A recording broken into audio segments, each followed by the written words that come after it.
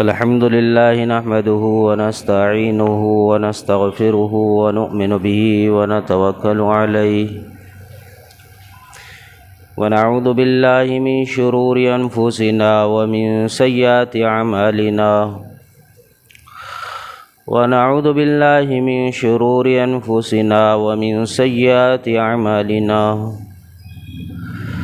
ونعوذ بالله من شرور أنفسنا ومن سيئات أعمالنا من يهده الله فلا مضل له ومن يضلله فلا هادي له ونشهد أن لا إله إلا الله وحده لا شريك له ونشهد أن سيدنا ومولانا محمدا عبده ورسوله وقال سبحانه وتعالى إن الله وملائكته يصلون على النبي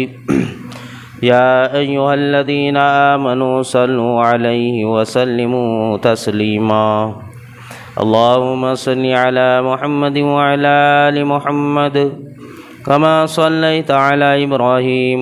وعلى آل إبراهيم إنك حميد مجيد اللهم بارك على محمد وعلى آل محمد كما باركت على إبراهيم وعلى آل إبراهيم إنك حميد مجيد صدق الله العظيم وصدق رسوله الكريم أما بعد محترم حضرات، اس کائنات کے اندر اللہ تبارک و تعالی نے ہر طرح کے مخلوقات کو پیدا کیا اور ہر طرح کے مخلوق کو پیدا کر کر اللہ تبارک و تعالی نے پورے کائنات مخلوقات کو اپنے رب ہونے سے آگاہ کیا کہ پورے کائنات کو پالنے والا اور پورے کائنات کا رب و رب العالمین ہے۔ اللہ تبارک و تعالی نے پورے کائنات انسانیت کو پیدا کر کر انہیں آگاہ کیا، بتلا دیا کہ اللہ ہر انسان کو کامیاب نہیں کر سکتا اس وقت تک جب تک کہ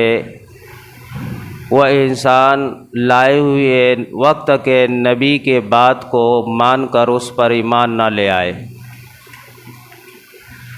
جب یہ انسان وقت کے نبی کی بات کو مان کر اس کے مطابق اپنی زندگیوں کو گزارے گا اور لائے ہوئے دین کو قبول کرے گا تو پھر اللہ رب العالمین اس کو اس دین کے نسبت اللہ کامیاب کر دیں گے۔ ورنہ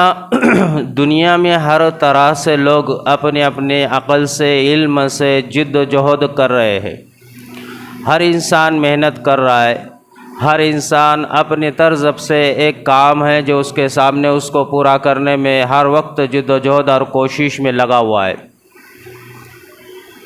لیکن اللہ تبارک و تعالی نے یہ نہیں کہا کہ ہر انسان کامیاب ہوگا۔ ہر طرح کے فیلڈ میں انسان محنت کر رہا ہے، لیکن اللہ نے اس میں اس کے کامیابی کا کہیں کوئی وعدہ نہیں کیا۔ لیکن ایمان اور اعمال ایک ایسا عمل ہے جس کے اندر اللہ نے یہ بتلا دیا ہے کہ تم جب ایمان کے ساتھ اعمال صالحین پر اپنے آپ کو کھڑا کرتے ہو اور اسی پر اپنی زندگیاں گزارتے ہو اور اسی پر یہاں تک کہ موت آ جائے تو اللہ کہتا ہے کہ یہ وہ انسان ہے جو کامیاب ہے۔ اور ہر یہ محنت کرنے والا جو دنیا میں تھا، جو جس شکل سے محنت کرتا تھا، اس کی وہ محنت کا نفع اس کا موت تک ہی اس کے ساتھ باقی رہا، اس کے ساتھ جڑا رہا۔ جیسی روح نکل گئی، جیسی آنکھ بند ہو گئی تو اس کا تعلق جو دنیا کے جن اشیاء سے تھا وہ کٹ گیا، وہ چھوٹ گیا، وہ ٹوٹ گیا۔ لیکن ایمان کے ساتھ کیے ہوئے اعمال، ایمان کے ساتھ کیے ہوئے وہ نیکیاں جس سے رب راضی ہوتا ہے، بندہ جب اس سے جڑ کر اپنی زندگی گزارتے ہوئے موت تک پہنچتا ہے، جب آنکھ بند ہوتی ہے تو پھر یہاں پر صرف آنکھ بند ہو گئی، جسم سے روح الگ ہو گئی، لیکن اعمال صالحین یہ اس کے روح کے ساتھ موت کے بعد بھی جڑ جاتے ہیں، اور اس کے ساتھ ساتھ اس کے ہر وہ منزل جو اس کے سامنے آنے والی ہے وہاں پر اس کے ساتھ کھڑے ہو جاتے ہیں۔ تو اعمال صالحین جو ایمان کے ساتھ کیے ہوئے اعمال ہوتے ہیں، یہ اعمال انسان کے موت کے بعد بھی یا انسان کے ساتھ ہوتے ہیں، یا انسان کا ساتھ نہیں چھوڑتے۔ اس لیے حدیث پاک میں فرمایا نا کہ جب انسان کو دفن کرنے کے لیے میت کو قبرستان لے جایا جاتا ہے تو اس کے ساتھ 3 چیزیں جاتی ہیں۔ پہلی چیز تو جاتا ہے اس کے ساتھ اس کا مال، دوسری چیز جاتی ہے اس کے ساتھ اس کے دوست احباب رشتہ دار دنیا والے، اور تیسری چیز جاتے ہیں اس کے ساتھ اس کے اعمال صالحین یا پھر اعمال بد۔ جو اس نے اعمال کیے تھے وہ اعمال یہ اس کے ساتھ قبر تک پہنچ جاتے ہیں، اور جب قبر میں انسان کو دفنا دیا جاتا ہے تو دفنانے کے بعد 2 چیزیں واپس آ جاتی ہیں، دنیا اور دنیا کے اسباب اور دنیا کی مال و متاع اور دنیا کے تعلقات اور رشتہ داریاں، دنیا کے لوگ اور دنیا کی محبت کرنے والی مخلوق یہ دنیا میں اس کے ساتھ وہاں تک پہنچ کر وہاں سے واپس آ جاتی ہے۔ اور تیسری چیز جو اس کے ساتھ قبر میں جاتی ہے وہ اس کے اعمال صالحین ہے۔ جیسے یہ قبر میں اس کو دفنا دیا جاتا ہے تو یہ 2 چیز وہاں پر یہ گواہی دے دیتے ہیں کہ ہم تیرے ساتھ بے وفا تھے، بے وفا ہے، بے وفا رہیں گے، کیونکہ ہمارا تمہارا تعلق صرف یہیں تک ہے کہ تجھ کو ہم دفن کر دے، تیرے اوپر منو مٹی ڈال دے، مٹی ڈال کر تجھ کو ہم دفنا کر واپس آ جاتے ہیں۔ یہ ثبوت ہے، یہ علامت ہے کہ دنیا کی ہر شے نے یہ بتلا دیا کہ اب یہاں سے آگے کا سفر یہ تیرا اپنا اکیلی ذات کا ہے، یہاں سے آگے تیرے ساتھ کوئی نہیں جائے گا۔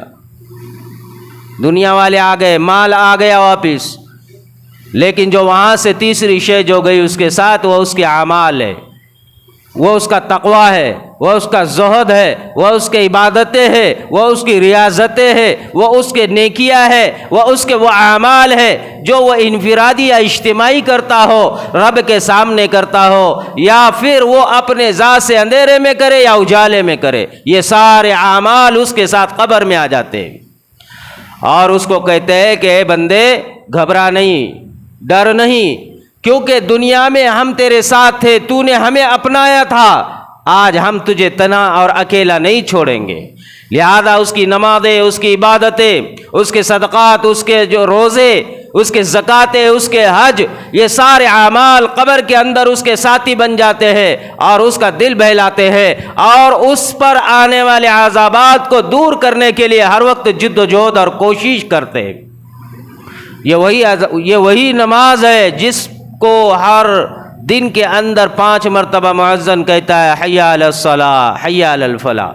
یہ وہی نماز ہے جس کو رب کہتا ہے کہ آ جاؤ۔ یہ نماز جو مسجدوں میں ہر وقت جو اذانیں ہوتی ہے، جو عبادتوں کی طرف اللہ کی طرف بلایا جاتا ہے، یہ اعمال ہے جو قبر میں ساتھ آنے والے ہیں، آخرت میں میدان حشر میں ساتھ آنے والے ہیں، میزان میں ساتھ آنے والے ہیں، وہاں پر اس کے لیے خیر بننے والے ہیں اور پل صراط پر اس کو پار کروانے والے ہیں، پھر یہی اعمال جنت تک اس کو پہنچانے والے ہیں۔ یہی اعمال کی دعوت لے کر آئے نبی علیہ الصلاۃ والسلام، یہی دین کو لے کر اللہ رب العالمین نے نبی علیہ الصلاۃ والسلام کو ہمارا نبی بنا کر بھیجا۔ محمد رسول اللہ کائنات، پورے کائنات کے نبی، قیامت تک کے آنے والے انسانوں کو یہ پیغام پہنچانے کے لیے آئے اور یہ بتلا دیا اور کہا کہ کہو لا الہ الا اللہ محمد رسول اللہ۔ اس رب کا یقین دل میں بٹھاؤ، اس رب کا یقین دل میں بٹھاؤ، اور اس رب پر اتنا ایمان لے آؤ کہ کرنے والی وہی ذات ہے، نفع اور عزت اور ذلت اور دنیا کے ہر خواہشات، دنیا کی ہر شے، دنیا کا ہر ذرہ اس کے حکم کے مطابق چلتا ہے، ساری چیزوں پر اس کی قدرت ہے، اس کی طاقت ہے، اور ساری اشیاء اس کی پیدا کی ہوئی اس کی مخلوق ہے۔ اس رب کا یقین دل میں بٹھاؤ، اس رب پر ایمان لے آؤ، اس رب کو رب مانو، اس رب کو پہچانو، اور اس رب کے سامنے اپنے آپ کو جھکاؤ اور اس کے حکم کے مطابق اپنی زندگیوں کو گزارو۔ یہ پیغام نبی علیہ الصلوۃ والسلام لے کر آئے، لیکن دنیا انسانوں کے دلوں پر، دنیا انسانوں کے عقلوں پر ایسی جو ہے اثر کر جاتی ہے اور ایسا غالب آ جاتی ہے کہ پھر یہ انسان کو نبی علیہ الصلوۃ والسلام کی بتلائی ہوئی باتیں یہ شک اور شبہات میں ڈال کر یہ انسان کو اعمال سے دور کرتی ہے، ایمان سے خارج کر دیتی ہے اور مخلوق کے قریب کر دیتی ہے۔ انسان کا ایمان جب یہ گھٹ جاتا ہے تو یہ انسان کا دل و دماغ یہ کہتا ہے کہ یہ کیسے ہو سکتا ہے، یہ کیسے ہو سکتا ہے۔ پھر انسان اس میں چی چرا کر دیتا ہے، پھر اس میں اگر مگر لگا دیتا ہے، پھر یہ انسان مخلوق کو ترجیح دینا شروع کر دیتا ہے، پھر یہ انسان مخلوق کے سامنے اپنے آپ کو جھکانا، ہاتھ پھیلانا، ان کے سامنے منت سماجات کرنا، اس میں انسان ہر وقت اپنے آپ کو آگے رکھتا ہے، جبکہ اس کا یہ سارا اعمال رب کے ساتھ ہونا چاہیے تھا کہ یہ انسان رب سے اپنا تعلق جوڑے، رب پر یقین بٹھائے۔ نبی علیہ الصلوۃ والسلام نے صحابہ رضی اللہ تعالیٰ عنہم اجمعین کو جب دعوت دی تو وہ اس دور میں جو لوگ تھے وہ کئی معبودوں کو اپنا خدا بنائے ہوئے تھے، کئی بتوں کو انہوں نے اپنا رب بنایا ہوا تھا، اور کئی لوگوں نے اپنے اپنے گھروں کے اندر بت بنا کر رکھ کر اس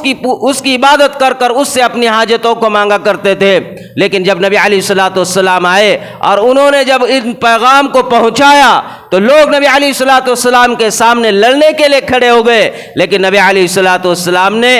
آخری حد تک یہ کوشش کی کہ یہ امت، میری امت، یہ ان بتوں سے بچے، یہ مخلوقات کو دلوں میں جو لے کر چل رہی ہے اس سے اپنے دلوں کو پاک اور صاف کرے، اللہ کا یقین دلوں میں بٹھائے، جبھی تو یہ امت میری جہنم سے بچیں گی اور جنت میں جائے گی۔ نبی علیہ السلام نے ہر ممکن کوشش کی، راتوں میں، دنوں میں، رات کے اندھیروں میں، ہر وقت صحابہ رضی اللہ تعالیٰ عنہم اجمعین کے ساتھ نبی علیہ الصلوۃ والسلام نے امت تک یہ پیغام پہنچایا کہ دیکھو آخرت آنی ہے، وہ اصل ہے، وہ حقیقت ہے، موت اور موت کے بعد کا منظر یہ بڑا خطرناک ہے، یہ قبر کا گڑھا یہ بہت ہی وحشتناک اور ڈراؤنی جگہ ہے، میزان یہ بہت سخت ترین گرمی والا دن ہے، اور میدان حشر کا دن وہ رلانے والا، تڑپانے والا، اور وہاں پر انسان اتنا زیادہ پیاسا ہوگا اس کی کوئی انتہا نہیں۔ وہ پیاس کا دن، وہ شدت کا دن، وہ گرمی کا دن، وہ بے چینی کا دن، وہ پریشان کرنے والا، تھکانے والا اور انسان کو بے چین کرنے والا میدان حشر والا دن، اور پھر میزان، اور پھر وہاں سے پل صراط کا سفر 1500 برس والا راستہ، پھر اس کے آگے اس کی منزل۔ نبی علیہ الصلوۃ والسلام نے یہ ساری چیزیں بتلائی اور کہا کہ دیکھو وہاں وہ سارے مرحلے ہر ایک انسان کو آنا ہے، وہ سارے مرحلے ہر انسان کے سامنے آنے والے ہیں۔ یہ حق ہے کہ انسان مر کر یہ سارے راستے اور منزلوں سے آگے جائے گا، ان سے گزرتا ہوا آگے بڑھتا ہوا جائے گا، اور گزر کر بڑھ کر آگے جب آخر میں پہنچے گا وہاں دو سے ایک چیز میں جو ہے تو اس کو داخل کیا جائے گا، ایک طرف جنت ہوگی، ایک طرف جہنم ہوگی۔ اس کے اعمال اور اس کا ایمان ہوگا تو یہ اس کو جنت میں لے جائے گا، اگر اس کے پاس اعمال اور ایمان نہیں ہے، اس کے پاس تقوی اور طہارت نہیں ہے، اس کے پاس وہ اعمال نہیں ہے جو نبی علیہ الصلوۃ والسلام نے بتلائے ہیں، تو فرمایا کہ پھر اس کا حال وہ ہوگا جس کو قرآن کہتا ہے، اس کا حال وہ ہوگا جس کو نبی علیہ الصلوۃ والسلام نے فرمایا کہ وہ جہنم ہے، اور جہنم کے اندر کے وہ سارے عذابات ہیں، پھر اس کو کہا جائے گا لے چکھ لے یہ تیرے عذابات ہے، لے چکھ لے یہ تیرے سارے دنیا کی جو لاپرواہی والی زندگی تھی، بے خوف والی زندگی تھی، جو دنیا میں تو جی چائی اور منمانی والی زندگی جیتا تھا، لے آج اس کا صلہ، لے آج اس کا انعام، لے آج مزہ چکھ لے، یہ سارے چیزیں تیرے لیے۔ دنیا میں بڑا معزز بنتا ہے، دنیا میں بڑا عقل والا بنتا تھا، دنیا میں بڑا طاقت والا اپنے آپ کو شمار کیا کرتا تھا، بڑا مالدار اپنے آپ کو شمار کیا کرتا تھا، بڑا عزت دار اپنے آپ کو شمار کیا کرتا تھا، بڑا قافلے والا اور بڑے گروہ والا اور بڑے قبیلے اور کنبے والا اور بڑے سے بڑا اپنے آپ کو تو تصور میں لے کر چلا کرتا تھا۔ تو قرآن کہتا ہے، اللہ کہہ رہا ہے کل کہا جائے گا لے چکھ لے، یہ وہ عذاب ہے جو دنیا کے اندر تو جی چاہی اور خواہشات پر تھا۔ محمد رسول اللہ صلی اللہ علیہ وسلم جب دعوت دینے کے لیے نکلے کعبۃ اللہ میں، جب نبی علیہ السلام دعوت دینے لگ گئے تو سامنے سے ابو جہل آیا، اور ابو جہل نے آ کر کہا کہ محمد تمہیں پتہ ہے میں بہت بڑا میرے پاس بہت بڑا گروہ ہے، میں گروہ والا ہوں، یعنی بہت بڑی جماعت ہے میرے پاس میرے ساتھ، اور میں یہاں پر بہت بڑا طاقتور ہوں، میرے پاس بہت سارے لوگ ہیں جو میرے ایک اشارے پر بہت کچھ کر سکتے ہیں، میرے ایک اشارے پر بہت کچھ جو ہے تو نقصان بھرپا کر سکتے ہیں، میں صرف کہہ دوں تو وہ کیا سے کیا کر دیں گے۔ میرا ایک گروہ ہے اور میں طاقتور ہوں اور میں بہت زیادہ ہوشیار ہوں، میں بہت زیادہ عقل والا ہوں۔ جب یہ اس نے دنیا میں اپنے عقل کو بتلایا، جبرائیل امین آئے، اللہ نے اس کی یہ بات کو پسند نہیں کیا۔ جبرائیل امین زمین پر آئے قرآن کریم کو لے کر، قرآن کریم کے 25ویں پارے کے اندر سورۃ الدخان کے 49ویں آیت لے کر آئے۔ قرآن نے کہا، نبی علیہ الصلوۃ والسلام کو اللہ کہہ رہا ہے کہہ دو اس ظالم سے کہ ذق انک انت العزیز الکریم، کہ اس کو کہو، اس کو بتلاؤ کہ قیامت کے دن جب یہ کہے گا کہ میں بڑا معزز ہوں، میں بہت بڑا اکرام والا ہوں، میں بہت بڑا گروہ والا ہوں، میں بہت زیادہ شریف انسان ہوں، میں بہت زیادہ لوگوں کے اندر چاہت رکھنے والا ہوں، کیونکہ اس نے کہا تھا کہ میں جو ہے اس بتاع والوں کو پالتا ہوں، یعنی ان کی میں پرورش کرتا ہوں، ان کے سکھ دکھ میں ان میں شامل ہوتا ہوں، لوگ میری عزت کرتے ہیں، لوگ مجھ سے شفقت کرتے ہیں اور لوگ میرے ساتھ میں بہت زیادہ اچھا برتاؤ کرتے ہیں، لہذا اس اعتبار سے میں اس قبیلے کا، اس بستی کا معزز انسان ہوں، مکرم انسان ہوں، میں بہت زیادہ جو ہے لوگوں کے اندر پسند کیا ہوا انسان ہوں۔ تو قرآن لے کر جبرائیل امین آئے اور کہا بتلاؤ اس کو ذق انک انت العزیز الکریم، کہ چکھ لے اب و مزہ۔ حضرت ابن عباس فرماتے ہیں جب اس کو اٹھا کر فرشتے جہنم میں ڈالنے لگ جائیں گے، اس وقت دروغہ جہنم اس سے کہے گا کہ ذق انک انت العزیز الکریم، کہ لے چکھ لے وہ مزہ جو آگ سے بنا ہے، لے چکھ لے وہ مزہ جو سانپ اور بچھیوں کے ذریعے بنایا گیا ہے، لے چکھ لے وہ مزہ جو جہنم کے اندر اللہ نے تیرے لیے بنایا ہے۔ انک انت العزیز الکریم، کہ تو دنیا میں بڑا معزز تھا، تو دنیا میں بڑا اکرام والا تھا، دنیا میں بڑا جو ہے دنیا میں لوگوں کے اندر تو بڑا جو ہے اکڑ والا تھا، تو بڑا جو ہے لوگوں کے اندر سردار بن کر اپنے آپ کو پیش کیا کرتا تھا، تو بڑا جو ہے دنیا کے اندر اپنے آپ کو اکرام والا کہتا تھا، لہذا اس سے کہا جائے گا لے چکھ لے، یہ وہ عذاب ہے جو دنیا کے اندر تو نے رب کو چھوڑا، نبی کو چھوڑا اور اپنی عقل کو ترجیح دی، اپنے لوگوں کو ترجیح دی۔ لہذا قرآن کے ذریعے اللہ نے بتلا دیا کہ دنیا کے اندر جو انسان جس طرح سے اپنی زندگی آزادی والی جیے گا، اس کے لیے قیامت کے دن اللہ نے سخت ترین عذاب بنایا ہے۔ ابو جہل کو اللہ کہہ رہا ہے کہ اس کو یہ کہا جائے گا، یہی پھر دوسری مرتبہ نبی علیہ السلام کے سامنے آیا اور آ کر جو ہے نبی علیہ السلام سے اور کہنے لگ گیا میرے پاس گروہ پر گروہ ہے، طاقتور ہو، میرے پاس گروہ پر گروہ ہے، ایسے گروہ ہے میرے پاس کہ میں ان گروہ کے ذریعے آپ پر حملہ کر دوں گا، میں آپ پر حاوی ہو جاؤں گا، میں آپ پر غالب آ جاؤں گا، لہذا آپ اور آپ کے ساتھی یہ سب کے سب میرے گروہ کے سامنے جو ہے تو گھٹنے ٹیکنے پر مجبور ہو جائیں گے۔ جب اس نے یہ کہا پھر جبرائیل امین آئے سورہ علق کو لے کر اور سورہ علق کی 17 اور 18ویں آیت کو لے کر آئے، اللہ نے جبرائیل کے ذریعے بتلا دیا کہہ دو اس سے فَلْيَدْعُ نَادِيَا سَنَدْعُ الزَّبَانِيَا، کہ یہ کہتا ہے فَلْيَدْعُ نَادِيَا کہ میرے پاس گروہ پر گروہ ہے، میرے پاس طاقت پر طاقت ہے، میرے پاس ایسے لوگ ہیں جو آپ پر حملہ کر کر آپ پر غالب آئے گے، لہذا اس سے کہہ دو فَلْيَدْعُ نَادِيَا، اس کے پاس اگر گروہ پر گروہ ہے، اس کے پاس پاس اگر ایسے لوگ ہیں، اس کے پاس اگر ایسی جماعت ہے جو ایمان والے، اعمال والے، اللہ والے، نبی کے ساتھ والے اور نبی علیہ السلام پر حملہ کرتے ہیں، تو اللہ کہتا ہے سندع الزبانیہ، اب اس کو کہہ دو کہ لے کر آ اپنے گروہ کو، لے کر آ اپنی فوج کو، اس کے مقابلے میں اپنی فوج کو اس کے مقابلے میں کھڑا کر دوں گا۔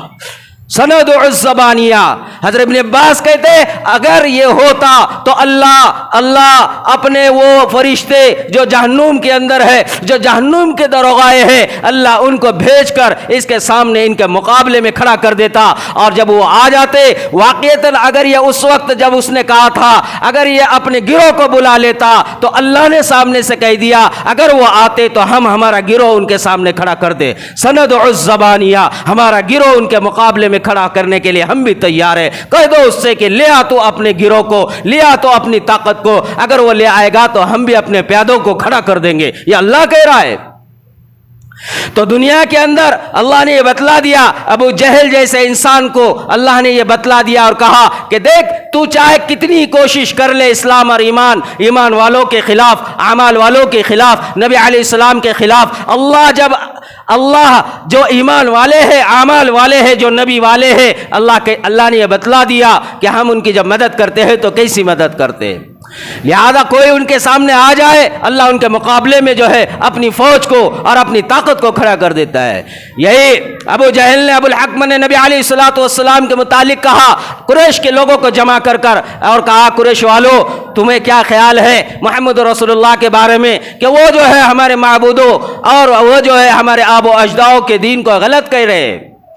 اور لوگوں کی عقلیں جو ہے ایسی بھٹک رہی ہے کہ لہذا وہ ہمارے دین کو، آب و اجداؤں کے دین کو چھوڑ کر محمد رسول اللہ کے دین کی طرف جھک رہے ہیں۔ لہذا میں آپ سے وعدہ کرتا ہوں کہ کل صبح ہوتے ہی جب محمد رسول اللہ وہاں پر آئیں گے جہاں پر بیت اللہ کے اندر عبادت کے لیے، جب وہاں پر اگر وہ سجدہ کریں گے اور جب وہاں پر وہ آئیں گے تو میں جا کر ان کا کام تمام کر دوں گا۔ کل صبح آپ دیکھ لینا، اگر میں آگے بڑھ کر نہ ان کا کام تمام کر دوں تو آپ مجھے سردار نہ کہنا۔ اور پھر اس کے بعد کہا اپنے گروہ سے، اے قریش والو، پھر اس کے بعد چاہے لوگ مجھے جو چاہے وہ سزا دے دے، لوگ جو چاہے میرا حشر کر دے، اس کے مقابلے میں تم چاہے میری مدد کو آؤ یا نہ آؤ، یا مجھے ایسی چھوڑ دو، جو چاہے تم کرنا وہ کر دو، لیکن میں کل صبح یہ کر دوں گا کہ جب نبی علیہ السلام یہاں آئیں گے میں ان کا کام تمام کر دوں گا۔ حضرت ابن عباس کہتے میں وہاں پر ہی تھا حرم کے اندر، میں نے اپنے کانوں سے اس کے یہ بول بولے کہ وہ کل کا پلان کر رہا ہے نبی علیہ السلام کے خلاف لڑنے کا،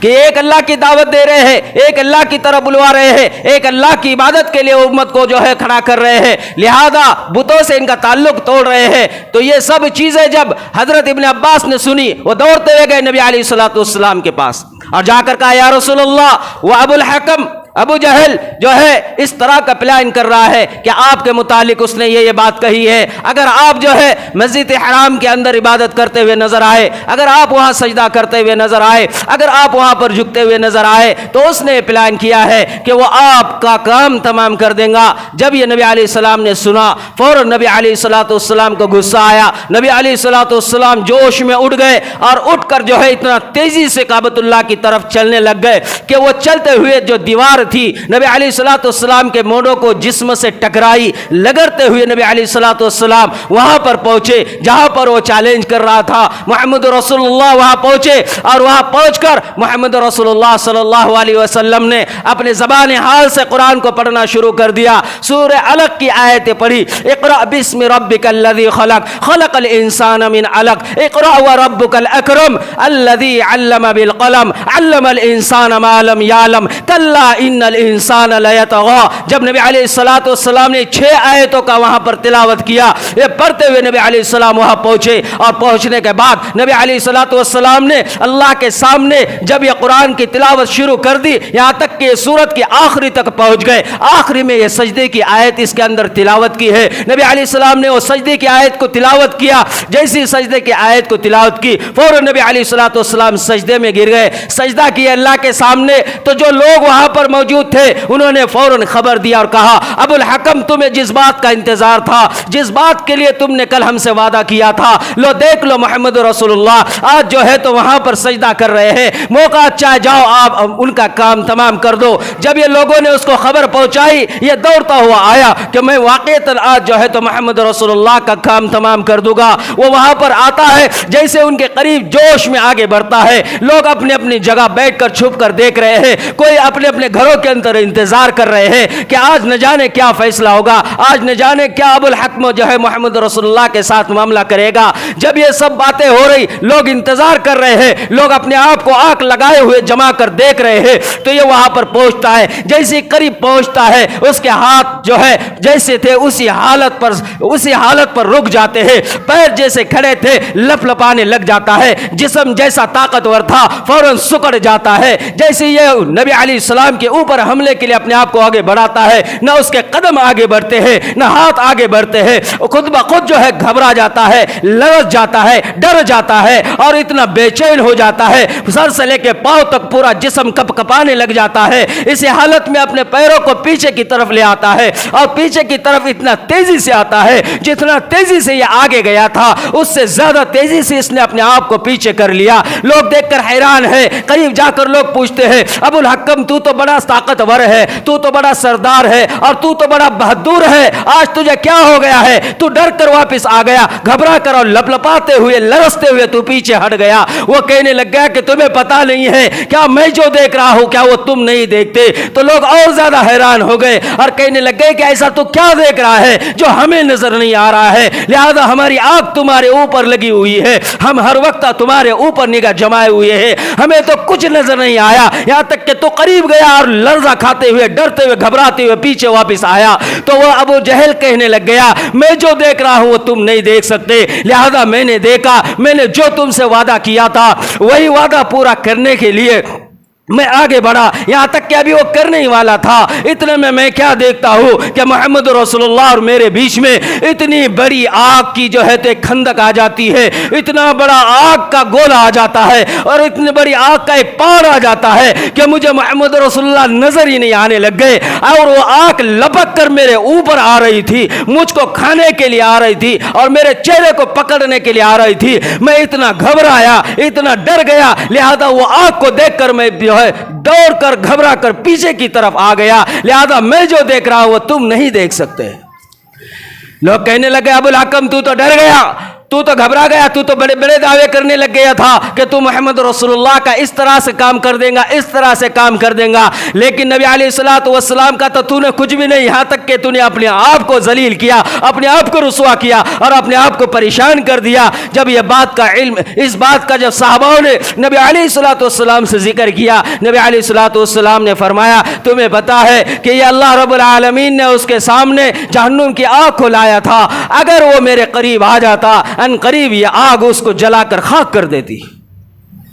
یہ نبی علیہ الصلوۃ والسلام جو ہمارے نبی ہے محمد رسول اللہ صلی اللہ علیہ وسلم, یہ نبی علیہ الصلوۃ والسلام نے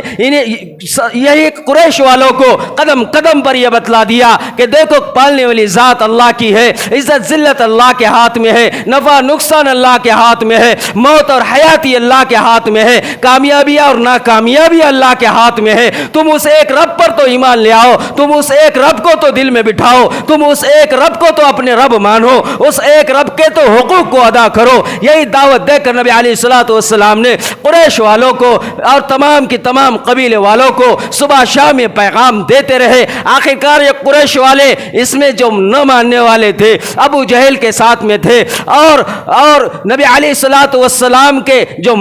دشمن تھے یہ سب کے سب ایک جگہ جمع ہو کر پھر یہ کہنے لگ گئے اب ایک ہی چارہ ہے, ہم جو ہے محمد رسول اللہ کے لیے ان کے چاچا کے پاس جا کر ان سے یہ کہہ دے کہ دیکھ لو ہمیں جو ہے یہ جو کچھ یہ محمد رسول اللہ صلی اللہ علیہ وسلم جن خداؤں کی دعوت دے رہے ہیں, لہذا اگر یہ نبی علیہ الصلوۃ والسلام جو ہمارے آب و اجداد کے دین سے اگر یہ پیچھے نہیں ہوتے تو ہم جو ہے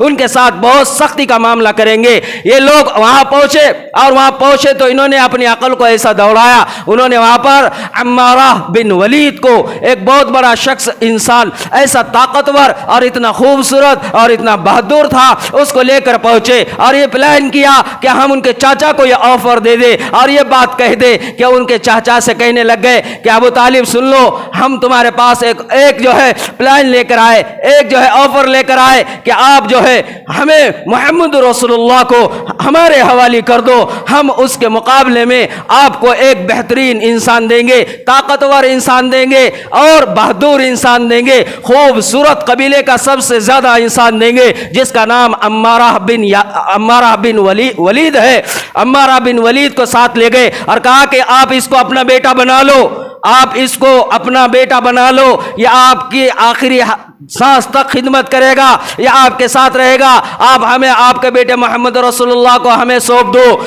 हम उनका काम तमाम कर देंगे, हम उनका काम तमाम कर देंगे। नाउज़ुबिल्लाह, वो कहने लग गए कि हम इंसान के बदले तुम्हें इंसान देते हैं, अम्मारा बिन वलीद को ले लो और हमें तुम मोहम्मद रसूलुल्लाह को हमारे हवाले कर दो, हम इनका काम तमाम कर देंगे। उनके चाचा बड़े गुस्सेदार, उन्होंने फौरन अपने आप को बेचैन कर लिया, जोश में और गुस्से में आकर कहने लग गए, क्या तुम मुझे धोखा दे रहे हो? क्या तुम मुझे रुसवा और जलील करना चाहते हो? क्या कभी ऐसा भी हुआ है कि कोई ऊँटनी अपने बच्चे को छोड़कर कोई और बच्चे को अपनाए? कोई जानवर अपने बच्चों को छोड़कर किसी और का बच्चा अपनाए? कभी ऐसा भी होता है? लिहाजा तुम मुझे जो ऑफर दे रहे हैं ये तुम्हें मुबारक हो, मैं न मोहम्मद रसूलुल्लाह के तुम्हारे हवाले कर दूंगा और न अम्मारा बिन वलीद को अपना बेटा बनाने के लिए तैयार हो। या अम्मारा बिन वलीद ये मोहम्मद रसूलुल्लाह के मुकाबले में इसको खड़ा किया था, अल्लाह ने फिर इसका ये हाल कर दिया कि ये हबशा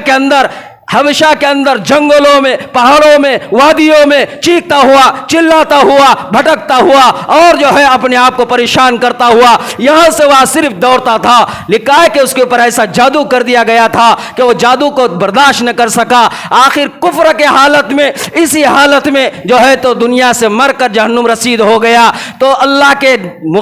के नबी के मुकाबले में लोगों ने ऐसी ऐसी तदबीरें और प्लान किए, लेकिन मोहम्मद रसूलुल्लाह सल्लल्लाहु अलैहि वसल्लम ने एक ही बात बतलाई, अगर तुमने रब को नहीं माना, एक रब के साथ अपना ताल्लुक और रिश्ता नहीं जोड़ा और उस रब को अपना रब बनाकर अपने आप को इबादत में आगे नहीं रखा, तो फिर कुरान शाहिद है, कुरान को बतलाया कि कुरान कहता है फ़अख़ज़तहुमुस साइक़तु व अंतुम तंज़ुरून। सूरह बकरा के अंदर 6 रुकू के अंदर अल्लाह रब्बुल आलमीन ने इसको बतला दिया, कहा कि अगर तुमने मनमानी और जी चाहियों को नहीं छोड़ा, ख्वाहिशात को नहीं छोड़ा, एक रब की तरफ अपने आप को नहीं बढ़ाया, उस रब के दुश्मनों के साथ मिलकर अपने आप को चलाते रहे और ख्वाहिशात के पीछे, माल के पीछे दौड़ते रहे, तो कुरान कहता है कि फिर अनकरीब वो अजाब आएगा। वो अजाब ऐसा होगा फ़अख़ज़तहुमुस साइक़तु व अंतुम तंज़ुरून, कि बिजली की कड़क जैसा आवाज वाला अजाब जब अल्लाह रब्बुल आलमीन ने काफिरों के लिए उतारा था कि आसमान से जिब्राइल को भेजा, जिब्राइल ने सिर्फ आवाज की एक धार निकाली, एक जोरदार चीख निकाली और ऐसा चीखे कि लोगों के कलीजे फट गए, लोगों के सीने चाक हो गए, लोगों के जिस्म से रूह इतनी तेजी से निकल गई, तिनकी के अंदर, सेकंड के अंदर, एक लम्हे के अंदर खड़े इंसान जमीन पर ढेर हो गए, बैठे हुए ढेर हो गए, लेटे हुए ढेर हो गए। ऐसे अजाब को अल्लाह कह रहा है कि ये तुम्हारे ऊपर अनकरीब आने वाला है, अगर तुमने रब के खिलाफ अपने आप को चलाया, अपनी ताकत और अपने माल को लगवाया, तो अल्लाह ने कहा है अगर तुम कामयाबी चाहते हो तो मोहम्मद रसूलुल्लाह के पीछे आ जाओ, अगर तुम इज्जतें चाहते हो मोहम्मद रसूलुल्लाह के पीछे आ जाओ, अगर तुम आखिरत अच्छी बनवाना चाहते हो, कब्र राहत का गड़ा बनाना चाहते हो, मोहम्मद रसूलुल्लाह के दीन के ऊपर आ जाओ, अमाल पर आ जाओ, नमाजों पर आ जाओ, इबादतों पर आ जाओ, हराम से बचने वाले बन जाओ और हलाल पर अपने आप को चलवाओ। अल्लाह के हबीब ने फरमाया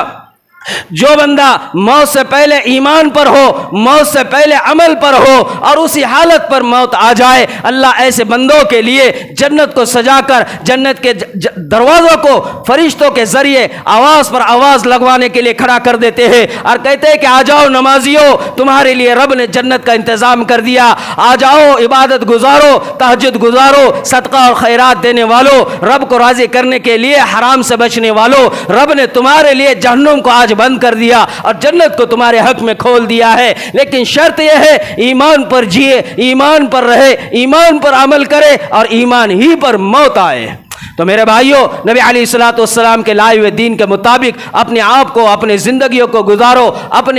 اپنے انفرادی اور اجتماعی اعمال کو اسی حکم کے مطابق کرو تو انشاءاللہ ثم انشاءاللہ موت بھی ایمان پر آئے گی، اور جب موت ایمان پر آئیں گی تو آخرت ہماری بہترین بن جائیں گی۔ اللہ سے دعا ہے اللہ پاک ہم سب کو موت سے پہلے موت کی تیاری کرنے کے لیے ایمان کو بنانے کی توفیق عطا فرمائے، اعمال صالحین کی فکر کرنے کی توفیق عطا فرمائے، 5 وقت کی نماز جماعت کے ساتھ مساجدوں میں اللہ ہمیں ادا کرنے کی توفیق عطا فرمائے۔ وآخر دعوانا الحمدللہ رب العالمین۔